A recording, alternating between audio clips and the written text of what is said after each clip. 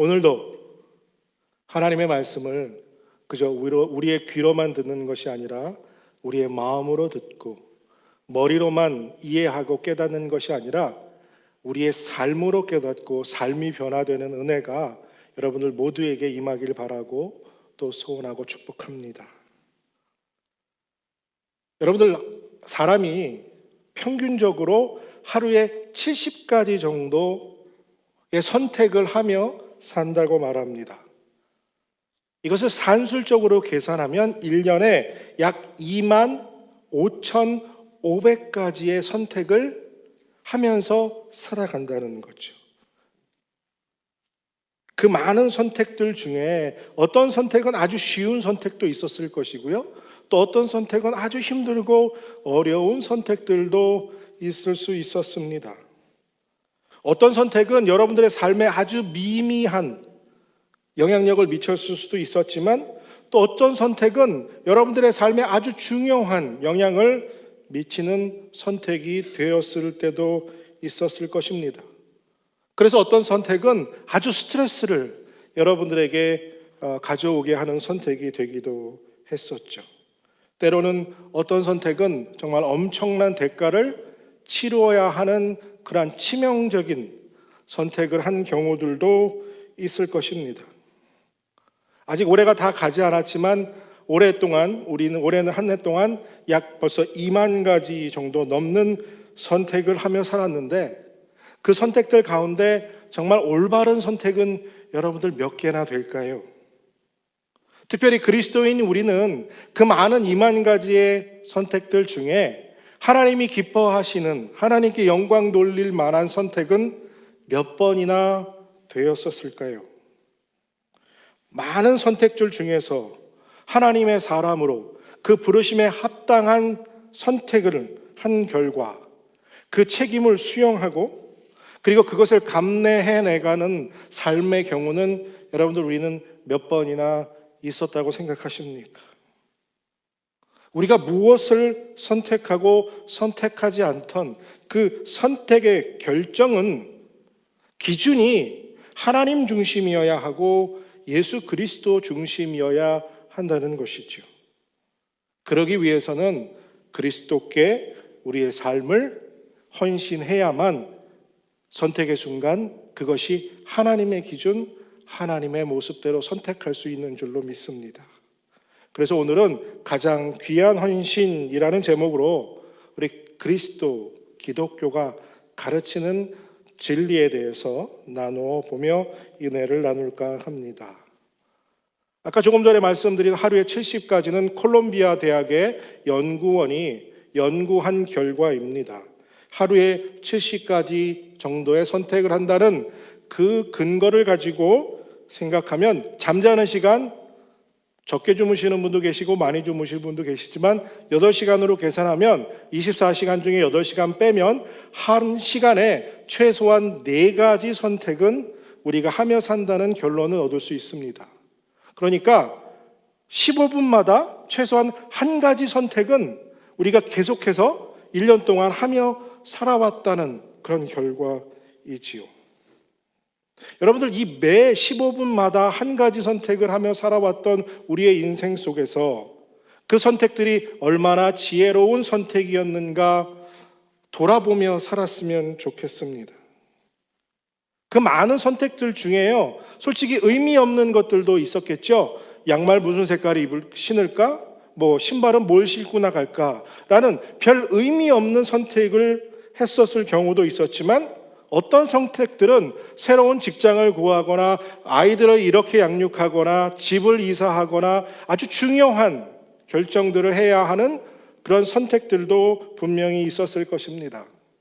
순간의 선택이 10년을 좌우한다는 옛 광고 문구처럼 사소한 선택이지만 모든 인생에서 선택은 우리의 인생에게 큰 영향력을 미치고, 그리고 심지어는 영혼에 절대적인 영혼에 영향을 미치기도 한다는 거지요.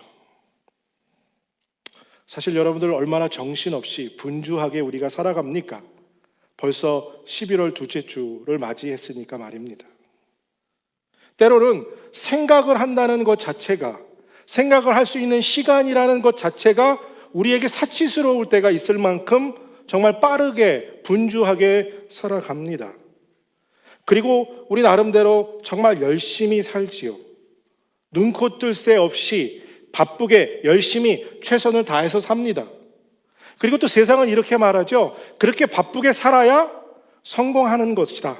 그게 잘 사는 것이다. 라고 말하지만 하나님의 말씀은요, 열심히, 바쁨이 과연 다 옳지만은 않다라고 우리에게 가르쳐주고 있다는 겁니다.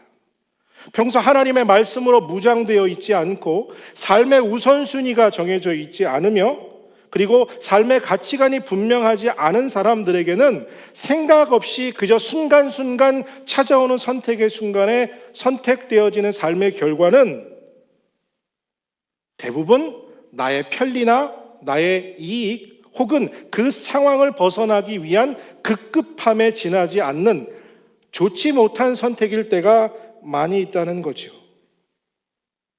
여러분들 열심히 살았는데 정말 최선을 다했는데 눈코 뜰 새 없이 바쁘게 살았는데 그 삶의 결과가 좋지 못하다면 무슨 소용이 있습니까?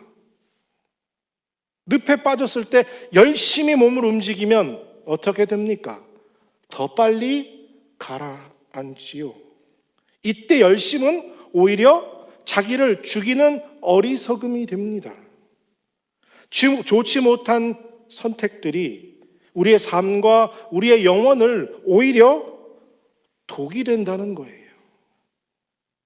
올바른 열정을 품지 못한 열심은, 그래서 세상에서 바쁘고 분주함은 열심히 사는 것 같지만 오히려 우리의 영혼을 죽이는 결과를 가져올 수 있다는 이 심각성을 깨닫는 여러분들 되시기를 바랍니다.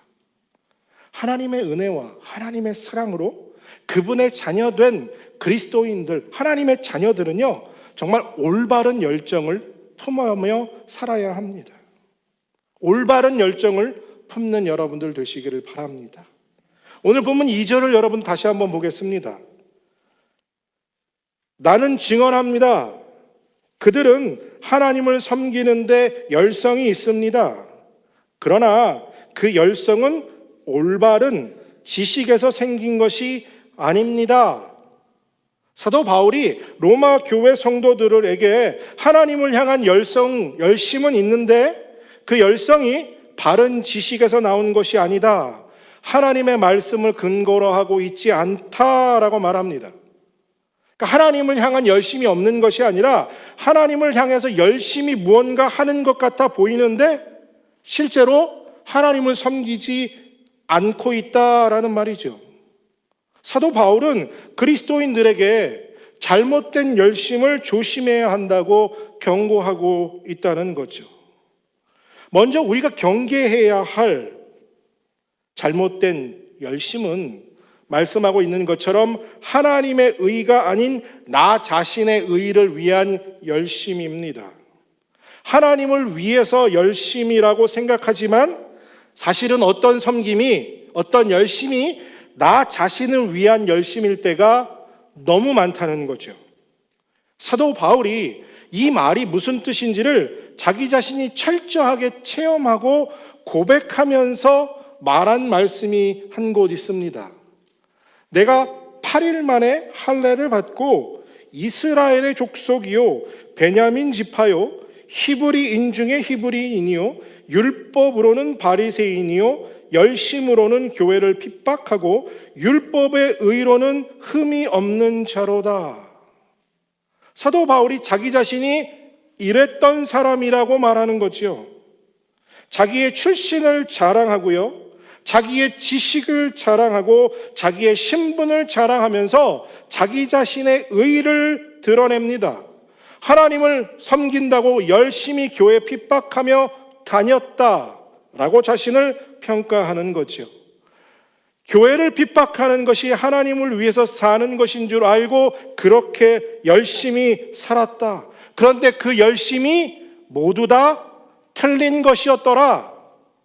히브리인으로 살았고 바리새인으로 산 것이 내게는 자랑이었는데 그것이 하나님 위한 열심인 줄 알았는데 이제 보니 그것은 나 자신을 위한 의였고 하나님을 향한 열심이 아니었더라. 내 생각과 내 주장이 옳다는 교만이 잘못된 열심이다 라고 말하고 있는 거죠.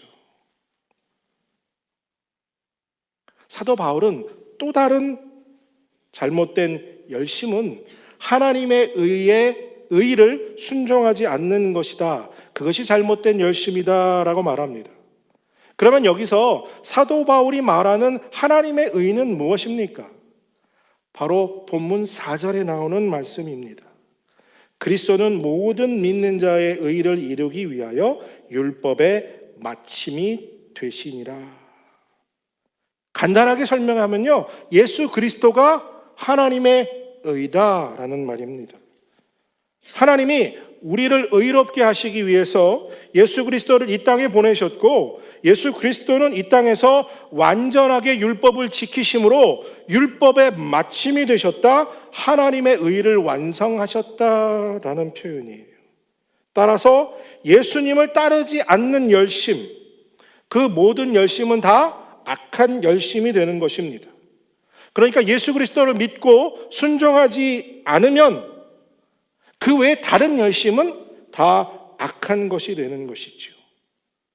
사도 바울이 지금 우리에게 전달하려는 교리적인 핵심은요, 우리가 의롭게 되기 위해서 무엇을 열심히 할 필요가 없다는 말을 하는 것입니다. 하나님의 의는 그리스도를 믿음으로 얻어진다는 것을 의미한다는 거죠. 그래서 사도 바울은 우리에게 하나님이 베푸시는 구원을 받기 위해서 어떤 열심이 필요한 것이 아니라는 것을 영적으로 깨달으라는 겁니다. 구원받기 위해서 내가 선하게 살아야 하고 무언가 해야 한다는 말을 하고 있지 않다는 것입니다. 구원은 오직 예수 그리스도를 믿으며 받게 되는 것이고, 우리가 열심히 찾고 구해서 얻을 수 있는 것이 아니라는 설명을 지금 우리에게 하려는 것입니다. 그래서 구원은 오직 믿음으로만 받는 줄로 믿습니다. 복음의 핵심은 구원받기 위해서는 열심히 필요하지 않지만 구원받은 자로서 열심이 필요하다는 것입니다. 여러분들 이 말을 잘 다시 한번 들어보시길 바랍니다. 구원받기 위해서는 열심히 필요가 없습니다. 하지만 구원받은 자로서는 열심이 필요하다는 이야기예요. 하나님의 자녀가 되기 위해선 오직 믿음만 있으면 되지만 하나님의 자녀가 되고 난 후에는 그 부르심에, 그 믿음에 합당한 열심이 우리 안에 분명히 있어야 한다는 것입니다. 초대교회와 현대교회의 가장 큰 차이는 여기에서 나타납니다. 믿음에 합당한 열심, 구원받기 위한 열정이 아니라 구원받은 자로서의 열정을 잃어버린 것이 현대교회의 현상입니다. 교회 안에 제일 많이 사라진 게 무엇이냐면 순종입니다. 초대교회는 사도들이 말하면 100번을 순종했어요. 현대교회는 목사가 말해도 순종하지 않습니다. 제 생각과 달라요. 그러니까 제가 순종 못하겠습니다 라는 말을 더 많이 듣습니다. 그래서 때로는 현대교회 목사들은 매달려야 하죠. 부탁을 해야 합니다. 사도 바울은 구원받은 자로서 품어야 할 올바른 열정은 예수를 주로 시인하는 것이라고 우리에게 설명해 줍니다. 그리고 이 모든 것은 바로 예수 그리스도가 나의 주인이심을 고백하는 열정이 필요하다는 말을 하는 것입니다. 그래서 하나님의 사람들은 예수 그리스도가 자기 자신의 주인 되심을 고백하며 살아야 합니다. 현대교회 성도들이 오늘 본문의 말씀 중에 가장 좋아하는 본문의 말씀이 바로 10절의 말씀입니다. 사람이 마음으로 믿어 의에 이르고 입으로 신하여 구원에 이르느니라. 이 말씀은 분명히 예수 그리스도를 마음으로 믿고 의롭게 되면 입으로 시인하게 되고 그 시인함으로 구원을 얻게 된다라고 말합니다.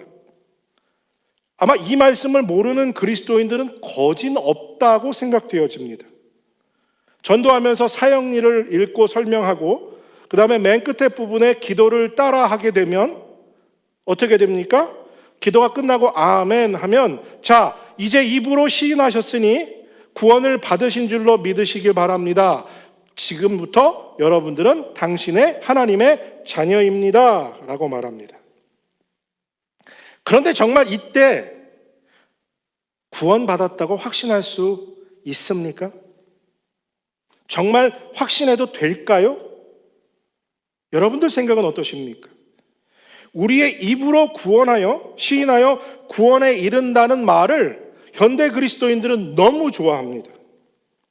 예수를 믿는다고 입으로 말만 하면 된다는 거죠. 입으로 예수 믿어요 라고 고백하기만 하면 그만이라는 것입니다. 아, 그래서 구원 받았어 라고 생각하는 거죠. 아무런 변화도 없으면서 말만 하면 된다는 생각을 이 말씀 속에서 품게 됩니다. 어쩌면 이 말씀을 잘못 해석함에 있어서 오늘날 말하는 값싼 구원이 나오지 않았을까라는 생각을 합니다.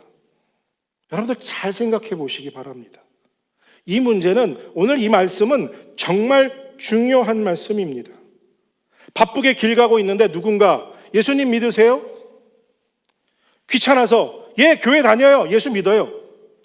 라고 말하는 이 시인의 입으로 시인한 것이 정말 구원을 받은 것일까요?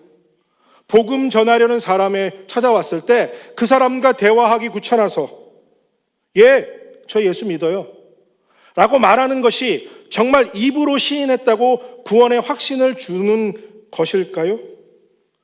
교회를 몇십 년 다녔지만 변화된 것을 아무리 찾아봐도 찾을 수 없는 분들 속에서 나는 예수님 믿습니다라고 말하는 그 믿음의 시방의 고백이 정말 구원의 확신을 가질 수 있겠느냐는 거예요. 정말 확신해도 되겠냐는 거죠. 그 시인이 정말 믿음의 고백이라고 할 수 있다고 여러분들 생각하십니까? 여러분들 사도 바울이 오늘 입으로 시인하여 고백하라는 그 고백은 예수님이 자기 자신의 주인 되심을 고백하라는 거예요. 이 말은 예수께서 나의 생사화복 그리고 생사여탈권을 가지신 주인이라는 것을 인정하라는 뜻입니다. 오늘날 교회와 성도들이 가장 많이 왜곡되고 또 시석시켜버리신 영적인 진리가 있다면 그것은 바로 예수님이 자기 자신의 구원자라는 사실을 인정하는데요. 그분이 절대로 우리의 삶에 생명 바쳐 충성하고 순종해야 할 주인이라는 고백을 하는 데는 동의하지 않는다는 사실입니다. 그러니까 구원받기 위한 구세주는 인정하는데요. 그분의 뜻대로 살기 위해서 내 생명까지 바치는 절대적인 순종에는 노라고 말하는 시대에 오늘 우리가 살고 있다는 거예요.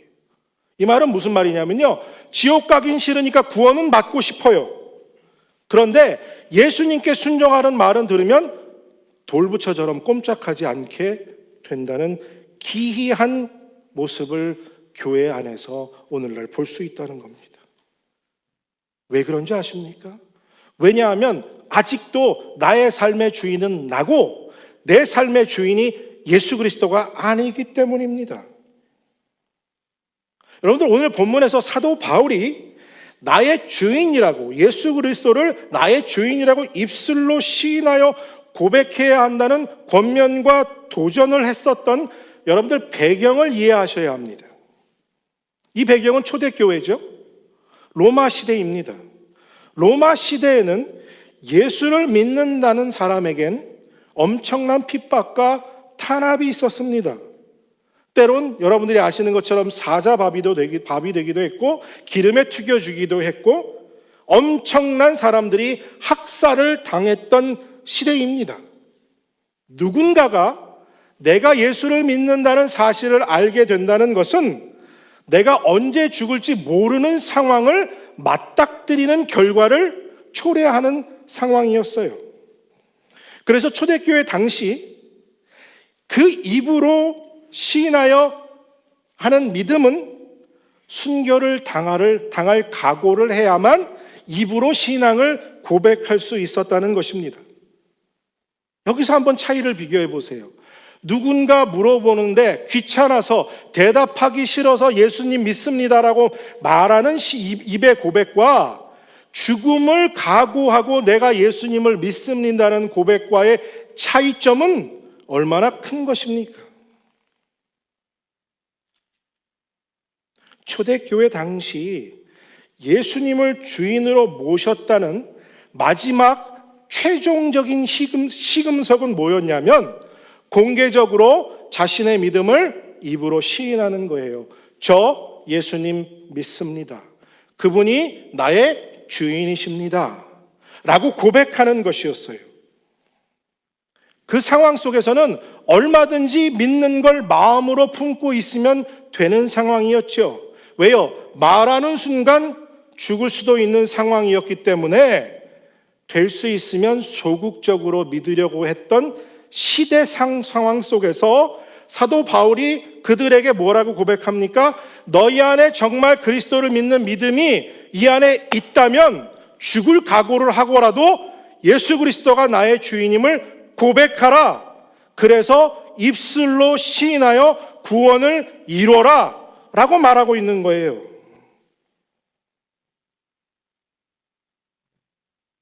죽을 수 있음에도 입술로 시인하여 고백하라는 것이지 아무것도 바뀐 것 없고 내 삶은 하나님께 드려지지 않으면서 입으로만 떠드는 구원을 이룬다고 말하고 있는 것이 아니라는 사실입니다. 그래서 사도 바울은 정말 예수님이 주인이라면 그 마음에 있는 믿음, 입술로 고백하라 라고 본문에서 도전하고 있는 거예요. 그러니까 마음에 정말 예수가 있다면 나는 예수님, 내 주인을 위해서 죽을 수도 있으니 이 믿음의 고백이 진짜 믿음의 고백이다 라는 말을 하는 거죠. 마음에 믿음의 뿌리가 깊이 내려 있어야 합니다. 마음으로 믿어 예수를 믿는 마음이 차고 넘쳐서 흘러서 예수님 믿습니다라는 고백이 우리 안에 나와야 그것이 진짜라는 거예요. 여러분들 앵무새 아시죠? 앵무새를 훈련시키면 나 예수님 믿어요 라고 말할 수 있습니다. I believe Christ라고 앵무새가 말할 수 있습니다. 그렇다면 입으로 시인해서 구원을 얻는다고 말하면 앵무새가 나 예수님 믿어요. 그러면 앵무새도 구원받을 수 있다는 말입니까? 예수님이 자기 자신의 주인 되심을 마음으로 믿고 고백하지 않으면 그 고백은 진정한 고백이라고 할 수 없다는 이야기를 하게 되는 거예요.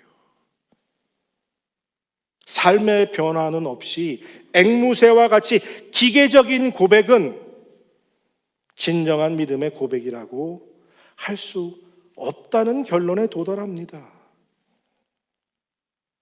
우리의 마음에 예수님이 날 위해 십자가 위에서 피 흘려 죽으셨고 나의 죄값을 대신 지불하셔서 날 살려주신 분이기 때문에 예수님이 나의 주인이다 라는 믿음이 우리 안에 가득 차야 합니다.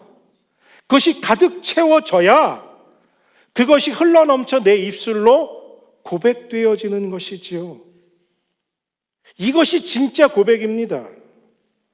그리고 입술로만 고백하는 것이 아니라 마음에 가득 찬 사람은 어떻게 될까요? 삶이 변화되겠죠. 당연히 아닙니까? 마태복음에 이런 말씀이 있어요. 마음에 가득 찬 것을 입으로 말하는 법이다.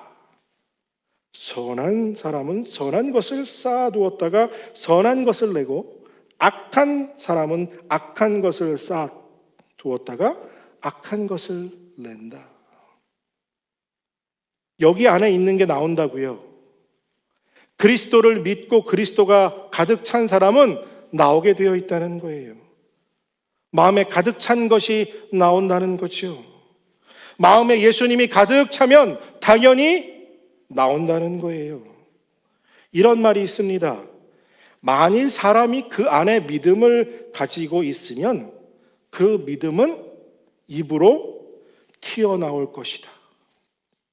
만약 그 사람이 믿음을 가슴에 품고 있다면 말하지 않고는 견딜 수 없다는 말입니다. 여러분들이 예수 그리스도가 그 안에 계시다면, 주인이시라면 여러분들의 입으로 튀어나와야 한다는 거예요. 여러분들, 청교도들은요, 그리스도인들 중에 이런 사람들이 있어요. 세상 사람들과도 우리는 옷을 다르게 입어야 한다. 저 필라델피아 쪽에 있는 코이커들을 얘기합니다.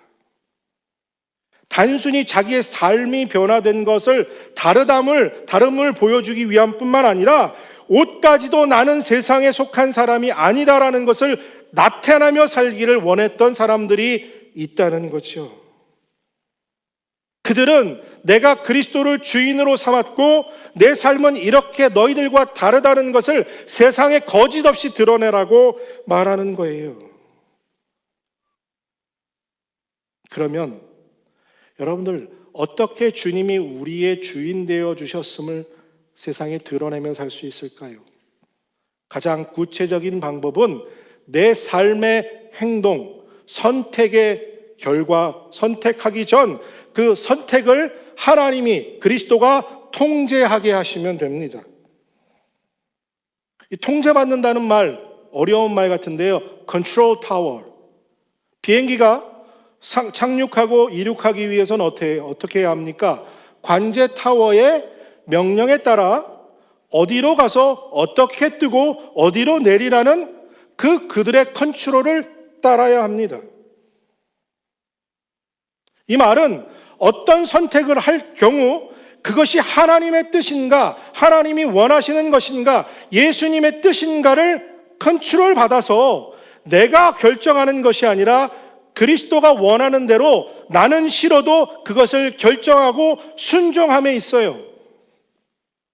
여러분들, 만약 비행기가 컨트롤 타워의 컨트롤을 따르지 않고 자기의 뜻대로 움직이면 어떻게 됩니까?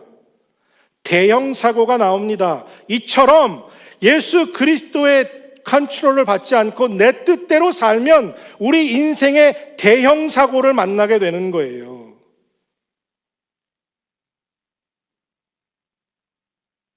그 아주 아무것도 아닌 선택의 순간 하나님이 아닌 내 컨트롤을 받아서 선택했을 경우 우리 영혼의 치명적인 결과를 얻는 사고가 그 선택으로 인해서 우리 삶에 찾아올 수 있다는 이 두려운 경고를 여러분들 깨닫게 되시길 바랍니다. 우리 삶을 예수가 제어할 수 있도록 그분께 내어드려야 합니다. 이것이 가장 귀한 헌신이며 당연히 해야 할 헌신입니다. 예수님을 주인이라고 고백하신다면, 그러면서 이전의 방법과 똑같은 방법으로 살아가고 있다면 여러분들, 그 믿음이 진짜라고 할 수 있을까요? 생각해 보시길 바랍니다. 우리 삶 속에서 어떤 선택이, 내 삶의 선택 중에 많은 것들이 하나님이 원하시는 것이 아닌 예수님 믿지 않는 사람들과 똑같은 선택의 방법이라면, 그리고 그것이 기준이라면, 그것이 내 삶의 방식이라면 여러분들 정말 내 안에 예수가 있다고 확신할 자신이 있습니까? 내 생각과 내 주장 안에 갇혀서 주인 되신 분의 뜻과 계획과는 상관없이 하루에도 수도 없이 많은 선택을 나의 기준과 나의 방식으로 살아간다면 그러면서 입으로는 내가 예수님을 믿는다고 고백한다면 정말 그 고백이 진실한 고백이냐 생각해야 합니다. 사도 바울은 우리에게 오늘 오직 너희는 그리스도 복음에 합당하게 생활하라 라고 말합니다. 그리스도 복음에. 이 말씀은 그리스도인의 삶에는 복음이 유일한 한 가지 법칙이라는 거예요. 다른 법칙은 없다는 거에 그리스도인에게는 그리스도인에 있는 법칙 하나는 오직 복음을 위해서 사는 겁니다. 여러분들의 삶과 저의 삶이 오직 복음으로 맞춰져 있어야 한다는 거예요. 복음에 따라 절대적으로 순종해야 한다는 거지요. 예수님이 여러분들을 위해서 십자가에 죽어주셨습니다. 아멘? 믿으십니까? 여러분들 이것을 다 믿는 줄로 믿습니다. 믿는다면 이제 여러분들의 행동이 그 믿는 합당한 행동으로 바뀌어야 합니다. 복음에 맞춰져야 한다는 거죠. 여기서 행동이란 여러분들의 일부를 말하는 게 아니에요. 여러분들의 전부를 말합니다. 생각, 행동, 말. 여러분들 이런 말 많이 듣지요. 우리 안에 경건의 모양은 있으나 경건의 능력이 없다. 왜요? 그분은 믿는다고 말하면서 그분에게 절대로 순종하지 않기 때문에 경건의 능력이 나타나지 않는 것입니다. 그분의 말씀에 절대 순종하심으로 경건의 능력을 회복하는 여러분들 되시길 바랍니다. 여러분들 열심이 없이는 하나님을 섬길 수 없어요. 열정이 없는 사람은 세상에서도 성공할 수 없다고 말합니다. 하물며 거룩하신 하나님을 섬기는데 열심을 내지 않는다고요? 여러분들 엔진 꺼진 차가 한 발짝이라도 움직일 수 있습니까? 뜨거운 불이 붙어야, 열정이 있어야 하나님을 온전히 섬길 수 있습니다. 물론 올바른 열정을 품어야겠지요. 열심을 품는 여러분들 되시길 바랍니다. 올바른 열정을 회복하는 여러분들 되시길 바랍니다. 여러분들 자꾸 뒤로 물러나 앉으려는 그 죄의 관성을 벗어나시길 바랍니다. 나 이거 좀 그만해야겠다 라는 생각들, 그것은 다 사단이 우리의 삶을 여러 가지 다양한 방법으로 흔들고 괴롭혀서 하나님 앞으로 더 가까이 나아가지 못하도록 만드는 방법이에요. 어떻게든 하나님께 더 가까이 나아가지 못하고 하나님을 섬기지 못하게 하고 하나님의 교회를 섬기지 못하도록 우리를 자꾸 주저앉힙니다. 이런저런 사건과 이유가 우리의 마음을 흔들고 하나님께 예배하는 것을 방해하는 그 사단의 괴력 속에서 벗어나시길 바랍니다. 여러분들의 열정이 식고 있습니까? 하나님께 그 열정을 다시 불태워달라고 엎드려 기도하지 않으시겠습니까? 여러분들 이전에 여러분들이 주인으로 삼았던 것 이제 버리고 예수님을 주인으로 모시고 그분의 말씀에 철저히 한번 순종해 보지 않으시렵니까? 그분이 좋은 하나님이심을 믿는다면, 그분이 날 위해 십자가에 죽어주신 구세주라면 여러분들 이제 그분의 말씀에 순종해야 하지 않을까요? 그분이 나의 주인으로 온전히 모셔드려야 하지 않을까요? 함께 기도하겠습니다.